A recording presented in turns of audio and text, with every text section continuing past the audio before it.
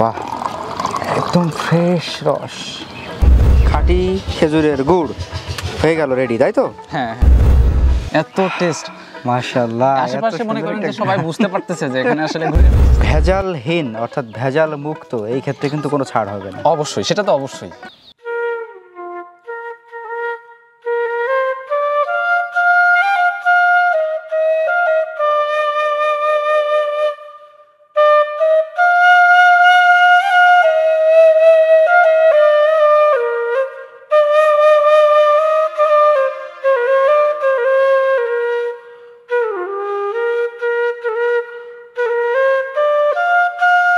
আসসালামু আলাইকুম।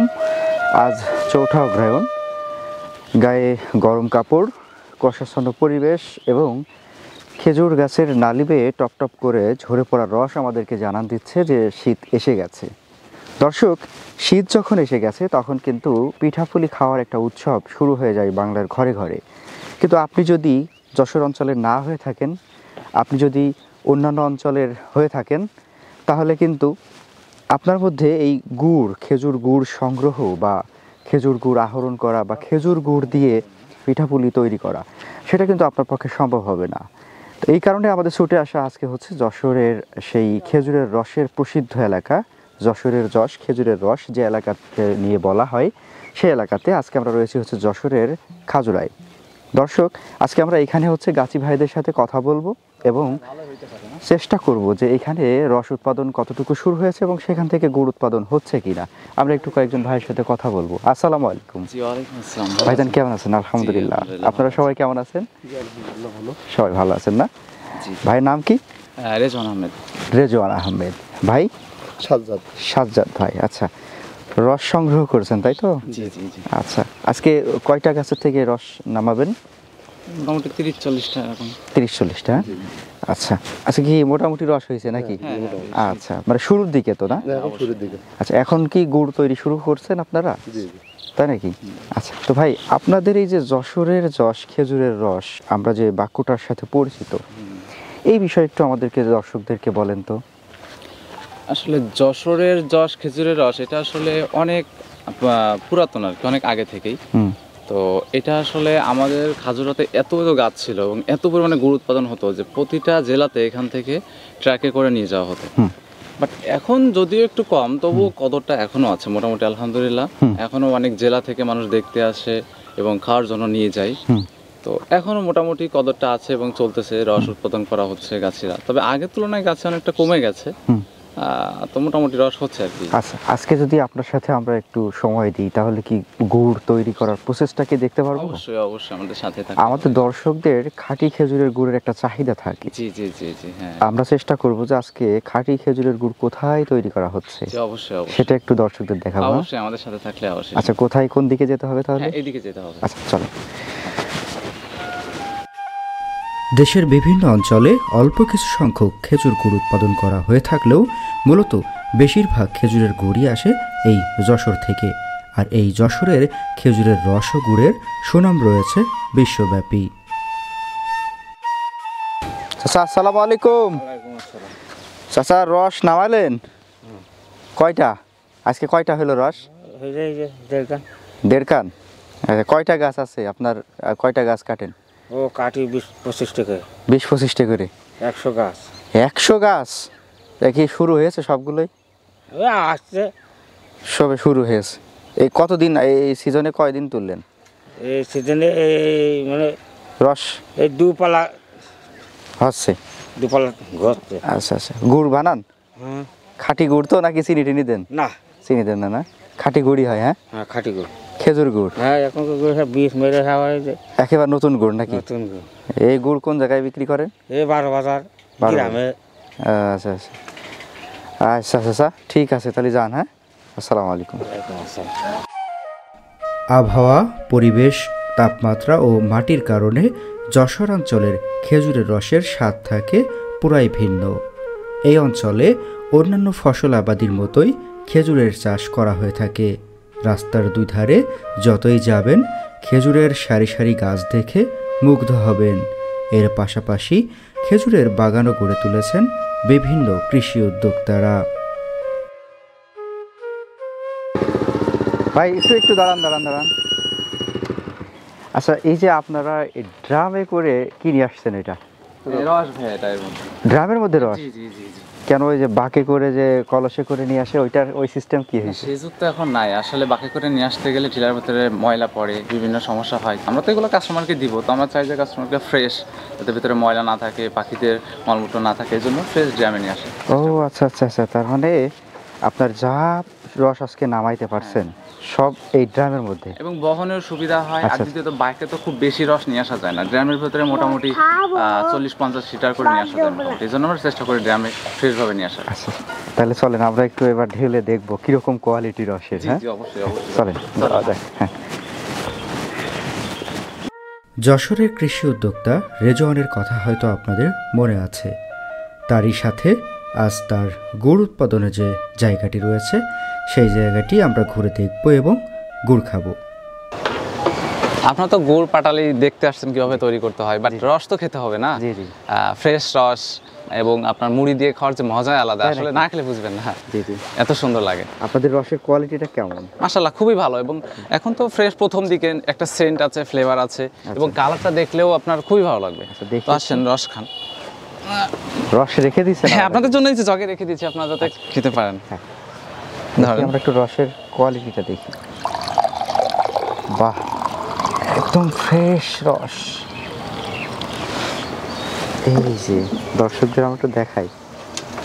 দর্শক, আপনারা যেটা দেখছেন এটা হচ্ছে একদম ফ্রেশ খাঁটি খেজুরের রস, তাই তো? জি জি জি। এবং যেটা হচ্ছে প্রথম রসটা বলা হ্যাঁ, হয়। একবার প্রথম নলেন যেটা বলে, প্রথম দিকে যেটা হয়। আচ্ছা আচ্ছা আচ্ছা। আর এই রস থেকে হচ্ছে আপনারা গুড় তৈরি হ্যাঁ করছেন? হ্যাঁ হ্যাঁ। আপনারা কতদিন শুরু করলেন গুড় তৈরি করাটা? এটা মোটামুটি 1 সপ্তাহ 10 দিন থেকে শুরু হয়েছে। তাই নাকি? হ্যাঁ হ্যাঁ হ্যাঁ, তার মানে তো ইতিমধ্যে গুড় তৈরিও হয়ে গেছে। তৈরি হয়ে গেছে। হ্যাঁ হ্যাঁ, এখন চাইলে আমরা তো এখন যদি অর্ডার করতে চাই এখনো সম্ভব? অবশ্যই। হ্যাঁ, আচ্ছা, আর তারপরেও দর্শক, আমরা আজকে যেটা হচ্ছে তৈরি হচ্ছে, মানে শুরু হলো যেটা, জি জি, এটা তো দেখবই এবং এইটাও অর্ডার করতে পারবে দর্শক। অবশ্যই। হ্যাঁ হ্যাঁ, আমি একটু খেয়ে টেস্ট করে দেখি। অবশ্যই অবশ্যই। বিসমিল্লাহ।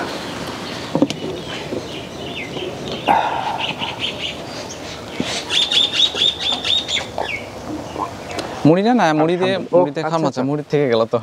সেই ছোটবেলার সেই ব্যাপারটা, গ্রামে যাদের বাসা আসলে তারাই বুঝবে যে মুড়ির যে স্বাদ, মুড়ি এটা দিয়ে আসলে খাওয়ার খাঁটি যে খেজুরের রস খাওয়ার যে স্বাদটা, তাই না? হ্যাঁ, মজাই আলাদা।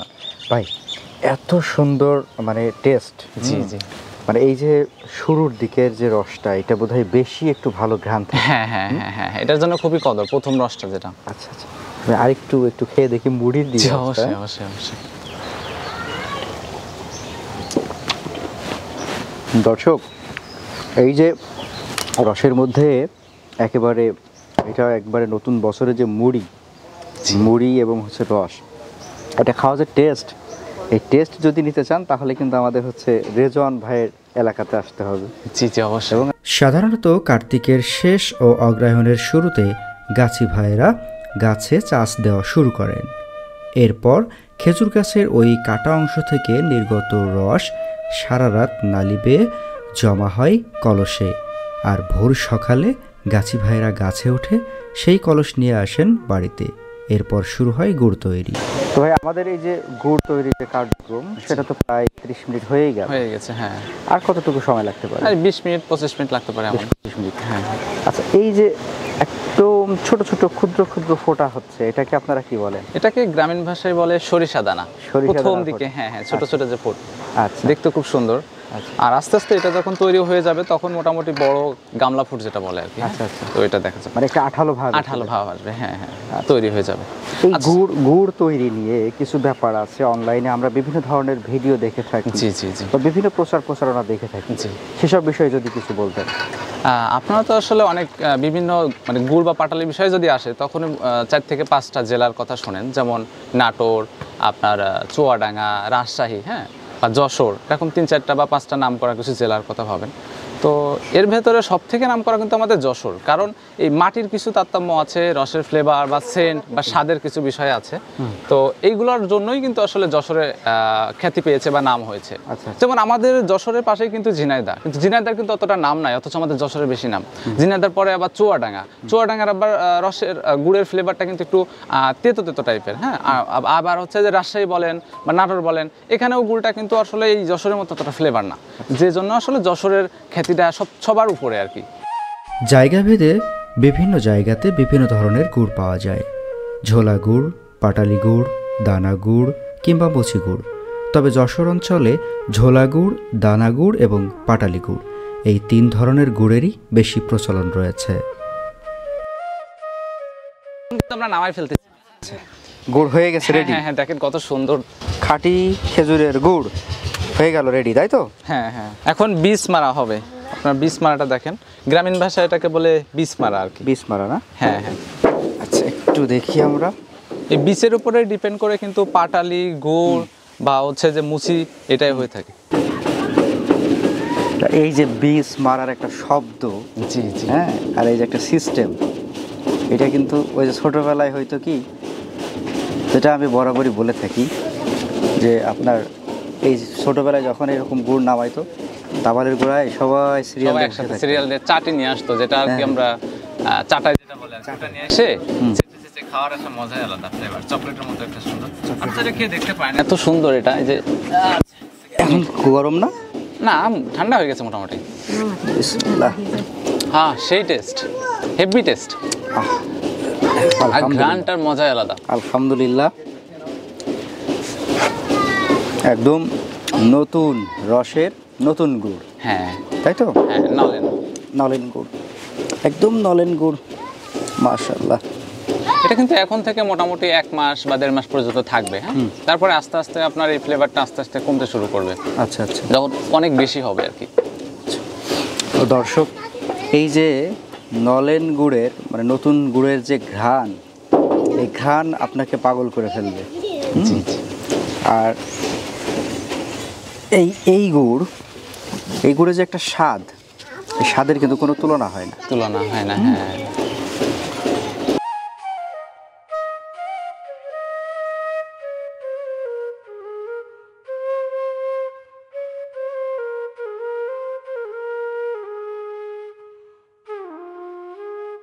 এখন যেটা তৈরি হচ্ছে এটা হচ্ছে দানা গুড়, যে অল্প করে বীজ দেওয়া হয়েছে।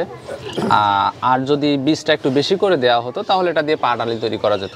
যেহেতু এখন প্রথম অল্প করে হচ্ছে, এজন্য আসলে দানা গুড়টা, আমাদের দিকে দানা গুড়ের প্রচলনটা সব থেকে বেশি, তবে ঢাকা বা অন্যান্য জেলা কেন্দ্রিকে পাটালিটা বেশি চলে। মানে দানা গুড় বলতে যেটা হচ্ছে যে একটু কাদার মতো হয়ে, হ্যাঁ, দানা ভাব, হ্যাঁ, কাদার মতো থাকে। মানে আপনি চাইলে চামচ দিয়ে তুলতে পারবেন, তবে ধরলে কিন্তু পড়ে যাবে না। হ্যাঁ, রাইট। এটা হচ্ছে দানা গুড়। অনেকে দানা গুড় সম্পর্কে জানে না, তো আমরা একটু কলস গুড়ের ব্যাপারটা আপনাদের এখানে কেমন? কলসে যে ঝোলা গুড়টা থাকে, এইরকম ঝোলা গুড়? হ্যাঁ, ওইটা তো আমাদের আছে। ওইটা যখন বেশি হবে তখন আমরা ওইটা হচ্ছে যে প্রতিদিন যা হয় এমন আছে যে আমাদের এক দিনে 2টা কলসও ভর্তি হয়ে যায়। এখন যেহেতু কম, সেজন্য আসলে আমরা কলস ভরতেছি না, তবে হয়তো আর 10 থেকে 15 দিন পর যখন হবে তখন আমরা কলসিতে করে ভরে ওটা অনেকে বাজারে নিয়ে যায়, অনেকে নিজেরা এসেও নিয়ে যায়, কলসি করে একটা করে কিনে নিয়ে যায়। আবার ওইটা তো আপনারা প্লাস্টিকের বা কাঁচের বয়ামে গুলে পাঠাইতেও পারবেন। হ্যাঁ, প্লাস্টিকের বয়ামে করে আমরা যে কোনো জায়গাতে, বাংলাদেশের যে কোনো প্রান্তে পাঠাতে পারবো। আপনারা এই যে দেখছেন, দেখেন গুলোর কালারটা দেখেন কত সুন্দর। আমরা কিন্তু 4 থেকে 5টা প্রসেসে ছাঁকনি দিয়ে তারপরে এটাকে প্রসেস করে তৈরি করি আর কি। প্রথমে যে রস, আমরা যদি একটু গোটা ক্লোজ করে দেখি। হ্যাঁ জি, প্রথমে যে গাছে আমরা হচ্ছে যে নেট দিয়ে রাখি যাতে পাখিতে বা বাদুড়ে কোনো কিছুতে নষ্ট না করতে পারে। আবার হচ্ছে ওইখান থেকে নিয়ে আসি আমরা ঢমে করে যাতে ময়লা না পড়ে।